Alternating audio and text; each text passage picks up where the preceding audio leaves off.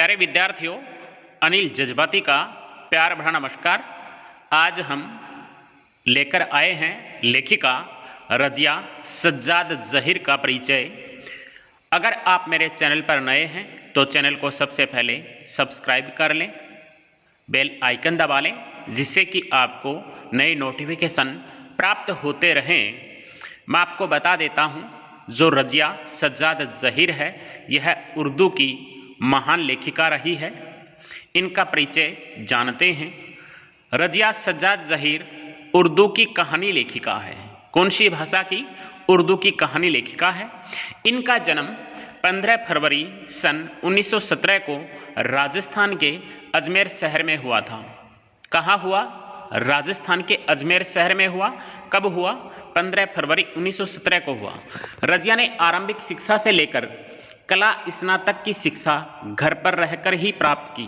देखिएगा क्या लिखा है यहाँ पर लिखा है कि आरंभिक जो शिक्षा थी, इन्होंने शुरू से जो शिक्षाएं प्राप्त की थी वो घर पर रहकर ही प्राप्त की थी, और कला स्नातक से इन्होंने शिक्षा प्राप्त की, यानी कला में इन्होंने शिक्षा प्राप्त की थी और स्नातक तक इन्होंने शिक्षा प्राप्त की। इसके बाद उनका विवाह सज्जाद ज़हीर नामक साम्यवादी कम्युनिस्ट से हुआ। विवाह के बाद उन्होंने इलाहाबाद से उर्दू में स्नातकोत्तर की परीक्षा उत्तीर्ण की, यानी उर्दू भाषा में इन्होंने एमए किया था। किस विश्वविद्यालय से किया?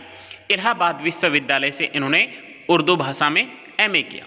सन 1947 में वे अजमेर से लखनऊ आई और वहाँ करामात हुसैन गर्ल्स कॉलेज में पढ़ाने लगी।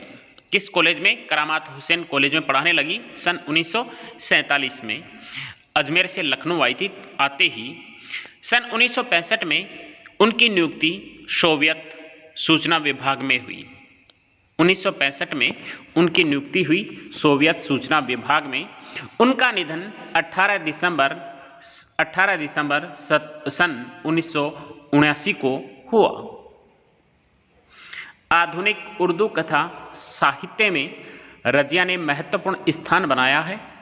ये कहानी और उपन्यास दोनों ही लिखा करती थी और साथ ही उर्दू में बाल साहित्य की रचना भी की है।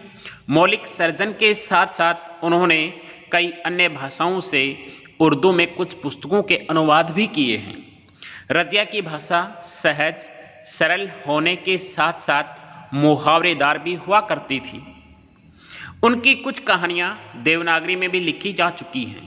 जैसे नमक हम पढ़ते हैं तो वो देवनागरी में लिखा गया है। जो प्रसिद्ध कहानी मानी जाती है नमक, देवनागरी भाषा में लिखी गई है। रजिया सज्जाद ज़हीर की कहानियों में सामाजिक यथार्थ और मानवीय गुणों का सहज सामंजस्य मिलता था। यही उनकी कहानियों की विशेषता है। इसके साथ ही उनमें सामाजिक सद्भावना के साथ ही धार्मिक सहिष्णुता भी हुआ करती थी। इससे हिंदू मुस्लिम सद्भाव व संबंध को बढ़ावा मिलता है। आधुनिक संदर्भों में बदलते हुए पारिवारिक मूल्यों को उभारने का सफल प्रयास मिलता है इनकी कहानियों में। उनकी कहानियों की मात्रा सहज सरल होने के साथ ही मुहावरेदार हुआ करती थी। इनकी प्रमुख रचनाएं देखें। जर्द गुलाब उर्दू कहानी संग्रह है। प्रमुख कहानियाँ मेहमान रहमत या जहमत, जर्द गुलाब, सुल्तान सलाहुद्दीन बादशाह है।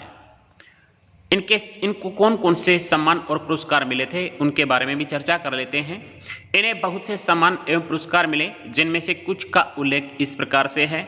सोवियत लैंड नेहरू पुरस्कार इन्हें दिया गया।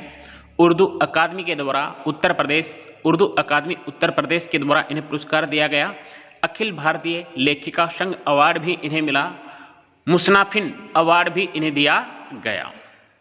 दोस्तों, अगर आप मेरे चैनल पर नए हैं तो चैनल को सब्सक्राइब अवश्य करें, बेल आइकन दबाएं, जिससे कि आपको नए नोटिफिकेशन प्राप्त होते रहें। मिलते हैं अगले वीडियो में। बहुत बहुत धन्यवाद।